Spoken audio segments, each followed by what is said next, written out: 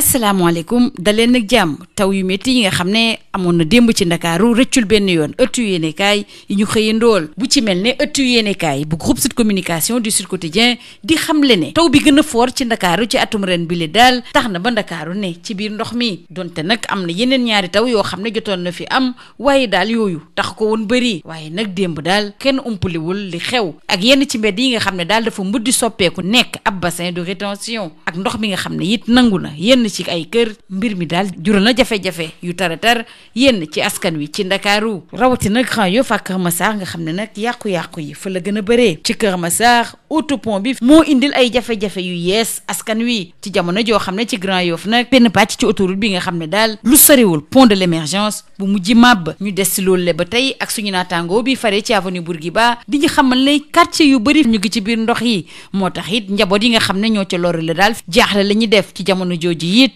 dexu mbaa bi moom dafa débordé waa météo di ñu xamle ne nag démb fépp ci Sénégal taw na ba mu des ci Ndar Géej ak ci Podor ñu des ak taw bi nga xam ne moom la ñu nemmeeku démb ci Ndakaaru ak l'info ne benn taw bi rek tax na ba Dakar tëmb lu ko dalee Dakar jaar ci Rufisque ak ci Kër Massar ak Pikine Guédiawaye quartier yu bëri foo sandi gët gis ndox mi moo tax it askan wi jural na leen ay jafe-jafe yu taratar ni li mel nit la waa bés bi le jour gisee Dakar daal dafa tawam bu njëkk bi gën a am solo rek yàqu-yàqu yi bëri lool Dakar daal li mu ñam démb neexul dara ñu des ci mbir mi ak waa l'enquête ne juróom-ñett fukk ak ñeenti millimètres yi nga xam ne ñoo dal ci Ndakaaru daal li mu yàq bëri na lool ci yàqu-yàqu yi nga xam ne moom la ñu nemmeeku ci diggu pont de l'émergence nag préfet bi mi nga xam ne daal danañu ko defar ci ni mu gën a jàmpee waa Grand Place ci jamono jooju di ñu xamal ne ki jiite mouvement gëm sa bopp di Bougane Gueye Dany moom xam la ne mbir mi dana koy yeggee fi ma xam ne doonee benn ci biti réew ci ndodd président Macky Sall ndax fanweeri milliards ci kopparu CFA yi ñu defoon ci liggéey bi foofu la ci Kër Massar moo nërmeelu démb ñu des ak Bougane Gueye Dany mer ba futt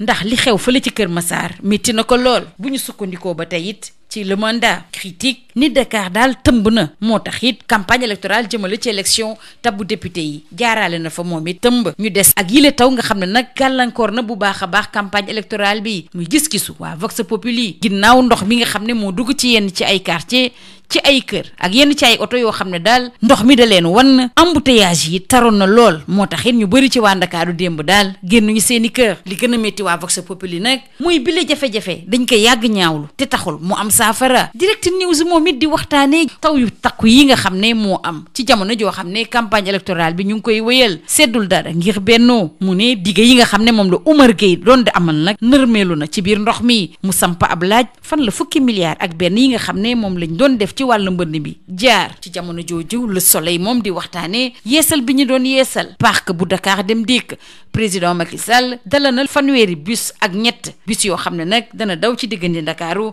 ak yeneen diwaan yi moo taxit mi ngi soññ ci biir Le Soleil askan wi ñu fexe daal ba sàmm yile bus ñu jàll ci beneen xët boo xam ne it soxal na ëttu yéenekaay yi ñu xëyandool génnub àdduna Idrissa Goudiaby ak Ousmane Sonko bi nga xam ne moo jiite Pastef les Patriotes teg ci bokk ci intercoalition Wallu Yewwi Ousmane Sonko bi dal bu baax a baax ci procureur bu ci Ziguinchor nee na Idrissa Goudiaby dañoo faat bakkanam te kenn nekkul ci gannaaw ku dul nguur gi bu ñu sukkandikoo ci Ousmane Sonko ñu des ci loolu lee ak waa Vox Populi ñu ñuy xamal ne contre expertise bi daal ci néewu Idrissa Goudiaby daal xam le ne moom dañu ko tiire ab bal xibaar boobu it lañu waa Libération di yeggee jëmale ci ñàkk bakkanu Idrissa Goudiaby ak François Mancabou ak li nga xam ne moo tukkee ci contre expertise ak autopsie bi nga xam ne moom lañ doon amal ñu des ak waa Libération di waxtaane li ñuy ruumandaat jëmale ci ab fraude ci wàllu lempo ci mbirub Nestlé mu dellu si lan moo waral ci dëgg-dëgg ba waa lempo dina multinational bii di Nestlé daal na ko jox lu ëpp 2 milliards ci kopparu CFA Libération di ñu xamal ne tribunal bi nag tànn na koo xam ne xelam daa màcc jëm ci wàllu wi ngir mu càmbar mbir mi bu baax a baax te li ciy tukkee daal mu jébbal leen ko fileeg 2 weer wàllu tàggat yaram nag li si gën a fës tey yile bokk na li nar a xew ci alxamis bi fële ci Rabat ci cérémonie Coupe d'Afrique des Nations Awards ñaar fukki at ginnaaw gi nga xam ne moo jëloon raw gàddu ba fële ci Johannesburg suñu réew it fi mu toll nii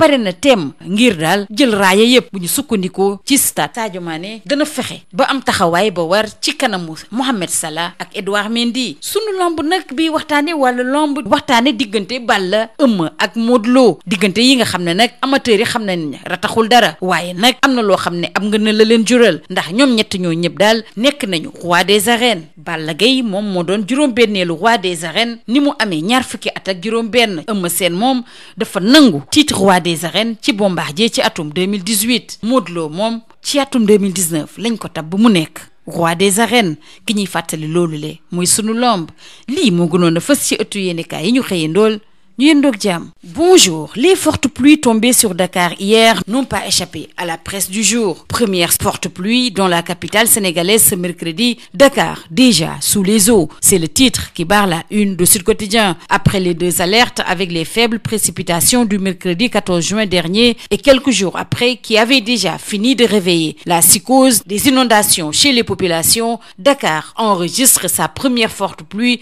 depuis le début de l'hivernage et patauge. D'après le quotidien du groupe Sud Communication, il a suffi de quelques dizaines de millimètres enregistrés dans la capitale pour que les eaux dictent à nouveau leur loi dans la banlieue. Entre rues et routes inondées et transformées par endroits en bassins de rétention ou lacs artificiels, maisons, commerces et autres établissements marchands et services envahis par des eaux, le spectacle est désolant. Le calvaire des populations et usagers énorme et des activités bloquées. Grand Yoff et Keur Massar, où les dégâts sont énormes, sont entre autres exemples d'après le confrère de l'avenue Bourguiba. À Keur Massar, l'autopont est taxé d'une nouvelle cause d'inondation, alors qu'à Grand Yoff, un pont de l'autoroute s'effondre à hauteur du pont de l'Émergence. Restons avec ces pluies diluviennes en banlieue avec Sud Quotidien. Plusieurs quartiers pataugent et des familles cherchent le sec, alors que le marigot de Mbao déborde. Au niveau de la cité pépinière, les eaux ont envahi la quasi-totalité des maisons. À Diamaguène Sicap Mbao, les populations affichent leur calvaire sur la route Mame Diarra, Tali Karo et Médina Fass Mbao, entre autres, qui sont redevenus impraticables. Sud Quotidien nous propose également les relevés de la météo. Il a plu dans plusieurs localités du Sénégal ces dernières heures, à l'exception de Saint-Louis et de Podor.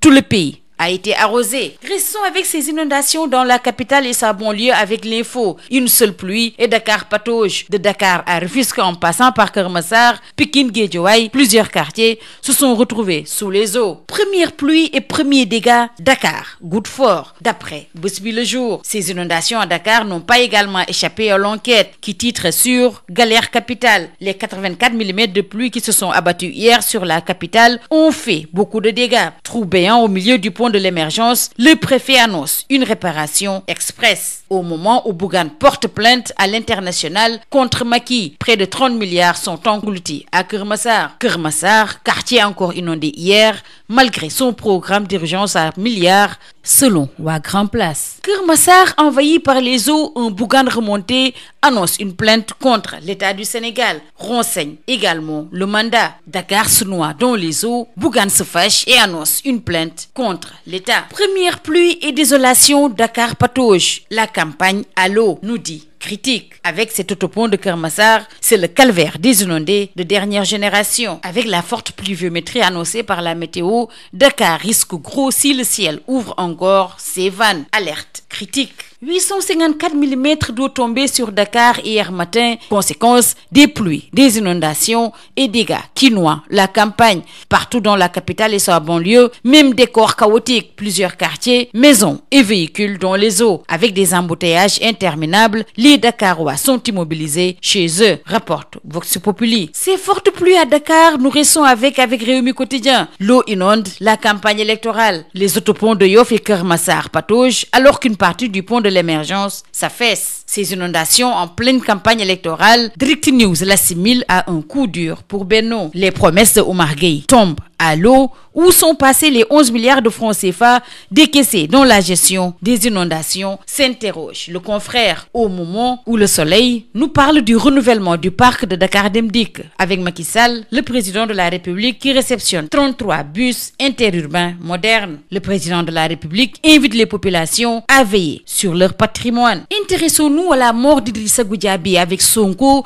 le leader de Pastef les Patriotes et membre de l'intercoalition Wallu Yewwi qui accable le procureur de Ziguinchor. Il déclare: c'est un assassinat, un vil crime d'État. Restons avec cette mort d'Idrissa Goudiaby et de François Mancabou avec ce que relève la contre-expertise et l'autopsie. Pour Idrissa Goudiaby, il s'agit de lésions compatibles avec une mort violente par arme à feu avec orifice d'entrée endobuccal, alors que pour François Mancabou, il s'agit d'une fracture du rachis cervical ayant entraîné des complications neurologiques. Restons avec Libération avec ses soupçons de fraude fiscale, les dessous de l'affaire Nestlé. Le confrère explique pourquoi le fisc réclame 2,4 milliards de francs CFA à la multinationale, alors que le tribunal désigne un expert qui va déposer son rapport dans 2 mois. En sport, la cérémonie de la CAF Awards intéresse. Stade le quotidien du sport, 20 ans après la razzia à Johannesburg, le Sénégal est prêt à tout rafler ce jeudi à Rabat. Sadio Mané défendra son titre face à Salah et Mendy.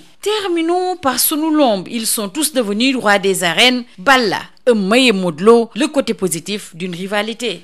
D'après le confrère, tous les amateurs connaissent la grosse rivalité qu'il y a entre Balla Gaye 2, Eumeu Sène et Modou Lô, une concurrence qui leur a permis d'atteindre le plus haut sommet de l'arène en devenant chacun roi des arènes. Balla Gaye 2 est le 6e roi des arènes à 26 ans, alors que Eumeu chipe la couronne de Bombardier en 2018, alors que pour Modou Lô, c'est un rêve devenu réalité en 2019. C'est tout. À vos journaux et très bonne lecture.